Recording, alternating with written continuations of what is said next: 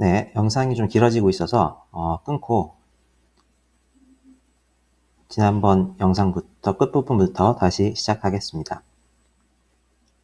지금 여기까지 작성을 해서 이 product라는 함수, 그러니까 리스트에 있는 모든 숫자들의 곱을 계산하는 그 함수를 작성했었죠.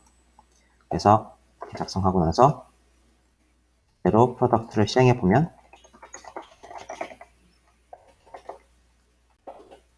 14 이렇게 계산이 되는 걸 볼 수 있습니다. 그런데 잘 생각해 보면 우리가 이제 곱셈 연산만 생각해 봐도 곱셈 연산이 앞장에서 오버로드 된 연산이라고 해서 여러 타입의 숫자에 해당하는 타입들이 다 정의가 되어 있는 그런 연산이었죠. 예를 들어서 2 곱하기 3도 3 곱하기 4도 되지만 3.0 곱하기 4.1 이렇게 소수점이 있는 숫자들도 우리가 계산할 수 있단 말이에요.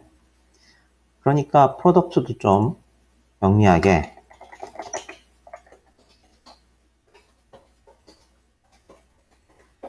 됐으면 좋겠는데 타입 에러가 나죠. 왜냐면 이 타입들이 우리가 처음에 가장 생각하기 쉬운 그냥 정수가 들어있는 리스트에서 그 모든 정수를 곱한 결과 정수값을 내놓는 이런 타입으로 강제를 해놨기 때문에 충분히 일반적이지가 않습니다.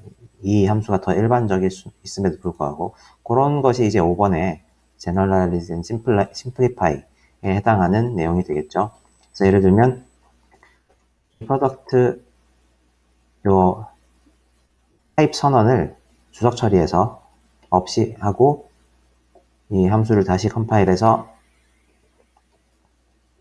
보면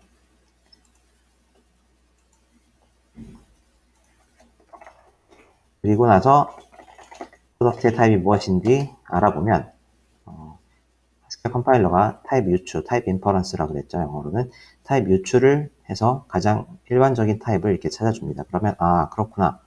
그러니까 어떤 P가 들어있는 리스트에 들어있는 값을 계산해서 P라는 값을 하나를 내놓는데 우리가 지금 곱셈을 하고 있으니까 아무거나 다 할 수는 없고 num-P, 그 P가 어떤 num이라는 타입 클래스에 해당하는 그런 타입들이어야 되겠구나.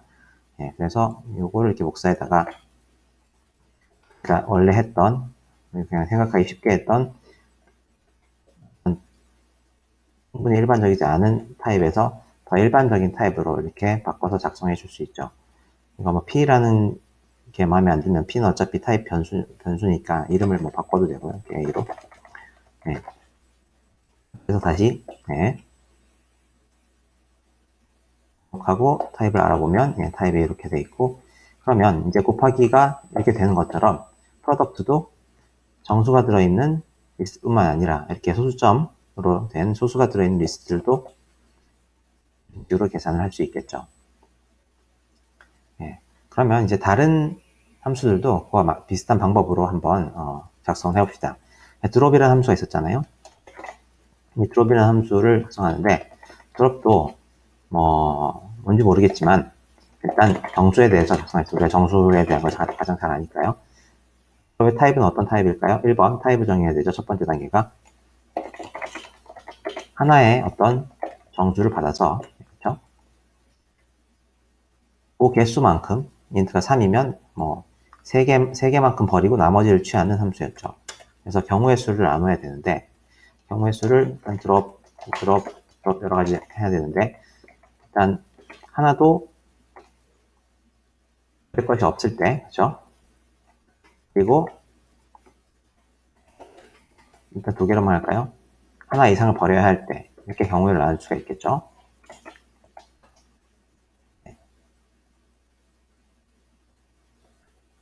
그리고 생각해보면 이 함수는 뒤에 리스트가 비어있냐 비어있지 않냐에 따라서 또 영향을 받겠죠. 비어있으면 더 이상 버릴 게 없으니까요. 그러니까 이 첫 번째 인자에 대해서 경우의 수를 나누고 두 번째 인자에 대해서도 경우의 수를 나눠야 됩니다. 그러면 이것도 0인 경우, 0이 0보다 큰 경우 양수만 고려하기로 하고요.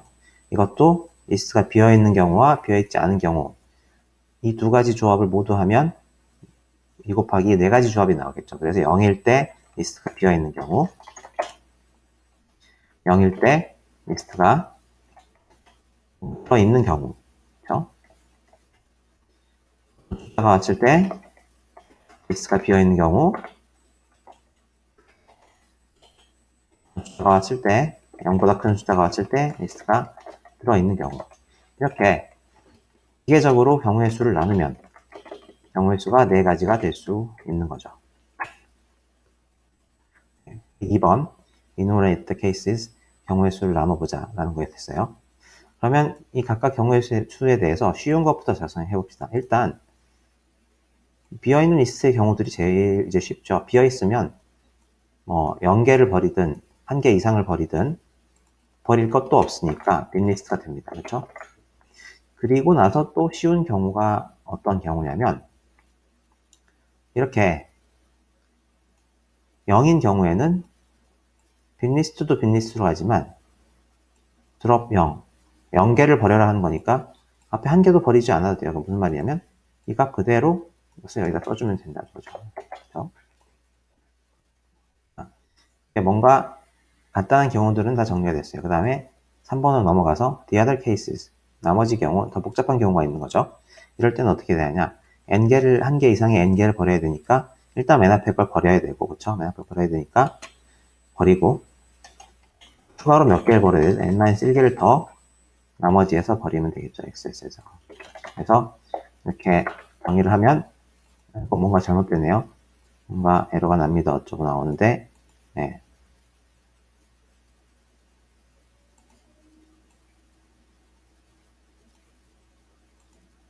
네. 에러가 날 때는 하나씩 수속을 처리해 보면 되겠죠. 수속 처리해도 에러가 난다. 하나 더 수속 처리하고, 하나 더 수속 처리하고. 네.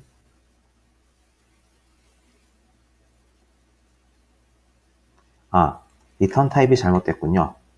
리턴 타입이 드롭을 한 결과는 숫자 하나가 아니라 리스트가 나와야 되죠. 네, 그래서 리턴 타입이 잘못됐기 때문에 에러가 났다.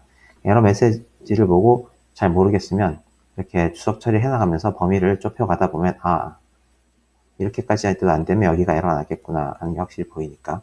자, 그러면 타입이 맞고 그러면 다시 살려도 될 것 같아요. 자신이 있어요. 네. 그래서 작성하다가 타입을 잘못 작성했던 걸 알면 이렇게 돌아와서 고칠 수도 있습니다. 자, 그렇게 해서 1번, 2번, 3번, 그리고 4번까지, 그쵸? define the other cases까지 했어요. 그래서 이렇게 작성 함수가 한번 잘 동작하는지 살펴보겠습니다. 0.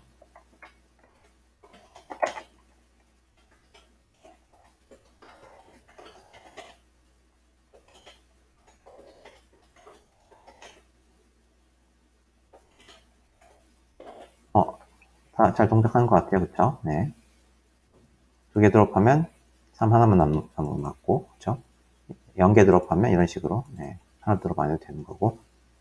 하나가 있는데 2개 드롭하고 하면 하나 드롭하고 더 이상 드롭할 게 없으니까 그대로 또 빈리스트. 네. 우리가 원했던 결과들이 나오고 있는 것 같아요. 그래서 드롭 함수 자체는 이제 맞게 작성된 것 같습니다. 그런데 여기서도 아까와 마찬가지로 물론 타입도 일반화할 수 있지만 그 전에 또 일반화할 수 있는 게 없는지 한번 살펴볼게요.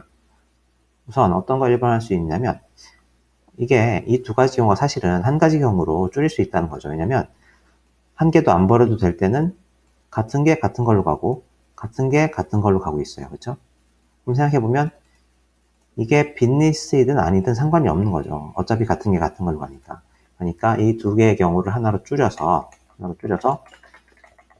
비어있든 앞에 최소한 1개가 있는 하나의 리스트는 관계없이 어떤 리스트든지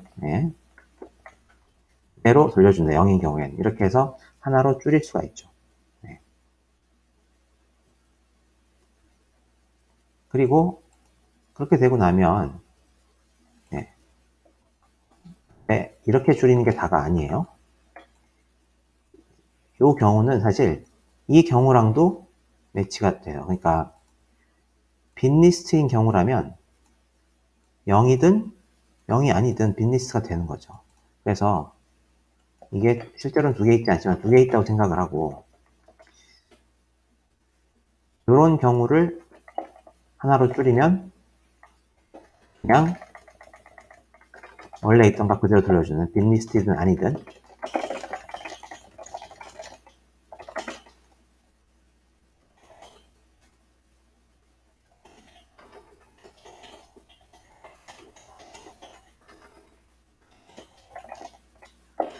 빈리스티드는 아니든 의 개수가 0개를 버리라고 했으면 그대로 돌려주는 것으로 일반화할 수 있죠. 그리고 또 빈리스트의 경우에는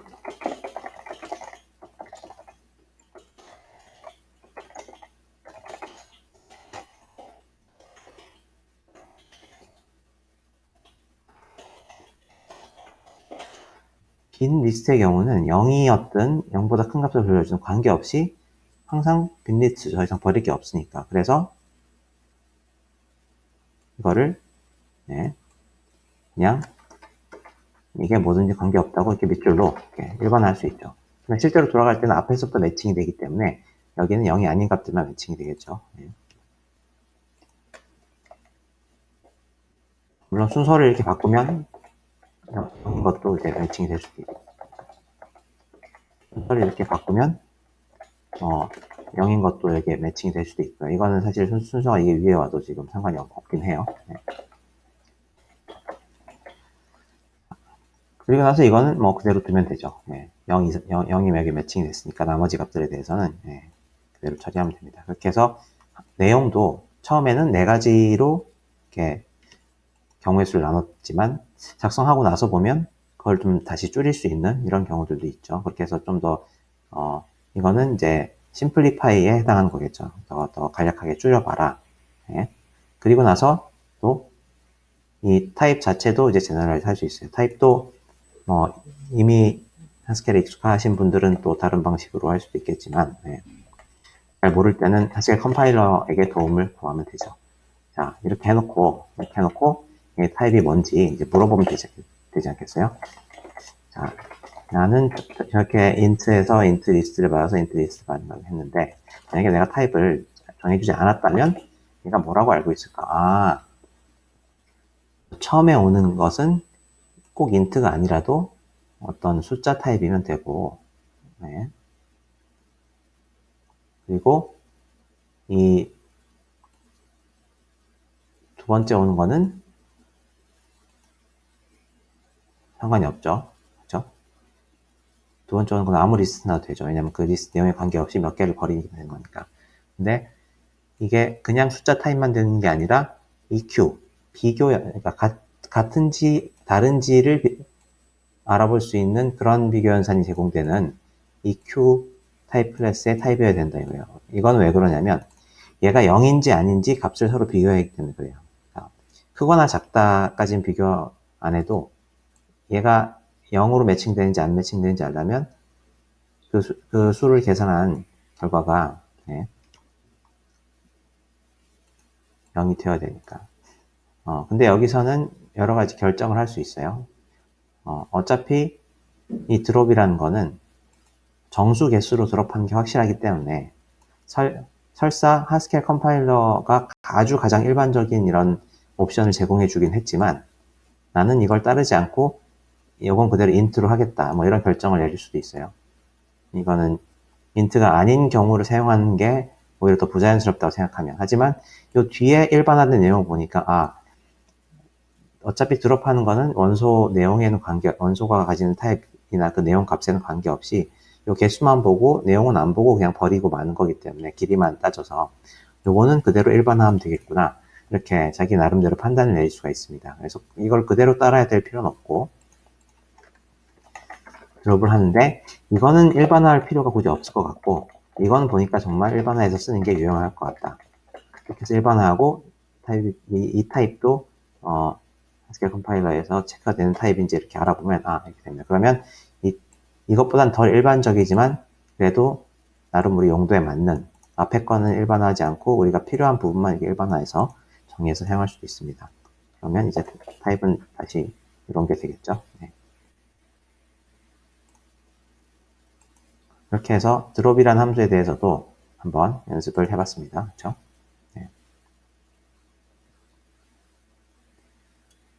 이것들은 여러분들이 한번 처음부터 다시 연습해 보시라고 한 다음에 지워놓고 업데이트 해놓겠어요. 한번 처음부터 다시 해보세요.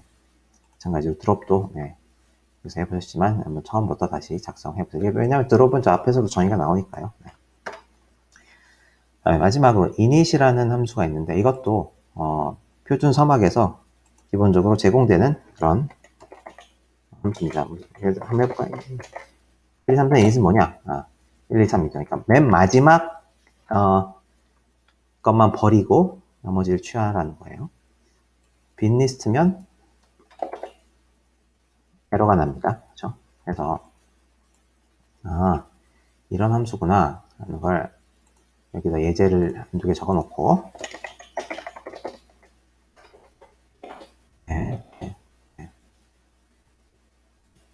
그러면 이제 이거는 꼭 인티저가 아니라도 내용을 전혀 보지 않고 맨 마지막 것만 하는 거니까 우리가 두 번 해왔으니까 처음부터 이렇게 인트로 할 필요 없이 가장 일반적인 타입을 써놓고 시작을 할게요. 그게 뭐 true, false라도 3개면 2개로 이렇게 줄어드는 이런 상태일 테니까 그렇죠? 그래서 init의 타입은 어떤 아무 리스트나 받아서 그 같은 리스트의 타입을 내놓는데 맨 마지막 게 없는 그런 걸 내놓는다는 거죠. 그렇죠? 그래서 init의 경우는 두 가지가 있는데 좀 빨리 할게요. 이번 이미 두 번이나 해봐서 익숙해졌을 테니까. 자, 빈 리스트면 에러가 나니까 똑같은 에러 메시지를 적어주겠습니다.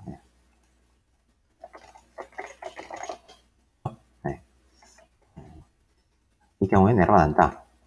할 때는 이렇게 작성하면 돼요. 그렇다면 빈 리스트가 아니면 init 어떻게 할까요? 맨 마지막 걸 버려야 되는데, 그쵸? 맨 마지막 것을 버려야 되는데, 이게 이렇게만 해서는 우리가 알 수 없다 이거예요. 왜냐면 XS가 비어있으면 이게 맨 마지막 거잖아요. 그쵸? 비어있지 않으면 맨 마지막 게 아니고, 그래서 사실은 경우의 수를 비어있냐, 비어있지 않냐로 나누는 게 아니라, 비어있지 않은 경우에도 또 나눠야 된다는 생각이 들어요. 이걸 작성하려 보니까 부자연스러운 거예요. 왜냐면, 그래서 하나짜리의 경우도 한번 경우의 수를 나눠보자는 거죠. 이렇게. 그러면, 하나짜리 경우는 어떻게 해야 될까요? 요게 말하자면 베이스 케이스가 되는 거예요. 이것도 물론 베이스 케이스라고 볼 수도 있는데, 이건 에러가 나는 거고, init라는 함수는 기본적으로 길이가 하나 이상의 것에 대해서 하는 함수이기 때문에, 길이가 1개짜리 이런 리스트가 이제 베이스 케이스에 해당한다고 볼 수 있겠죠. 그렇죠? 그래서 물론 이것도 간단한 경우지만 이건 에러 나는 경우니까 좀 예외적인 경우고 이렇게 경우의 수를 생각해 보니까 2개로만 나누면 안 되겠고 3개로 나눠야 되겠다 하는 생각이 들고 3개로 나눈 다음에 첫 번째, 두 번째 게 비교적 간단한 거니까 이거는 하나 빼면 그냥 빈 리스트가 되겠죠. init 하나짜리 한번 해볼까요? 아무튼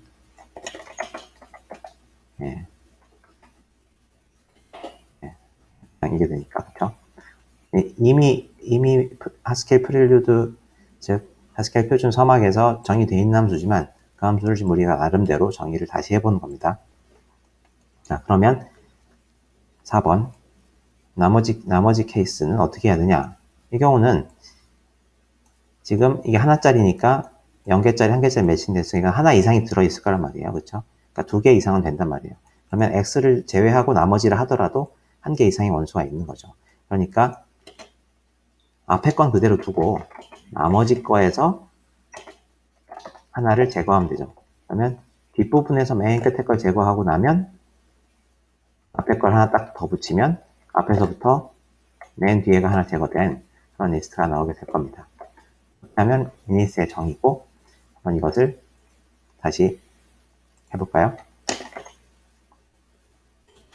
이제는 이 정의가 받아들여졌으니까 우리가 작성한 함수가 실행이 될 거예요. 그래서 한번 그 에러 메시지 다르게 해서 my init이라는 걸 하면 그쵸?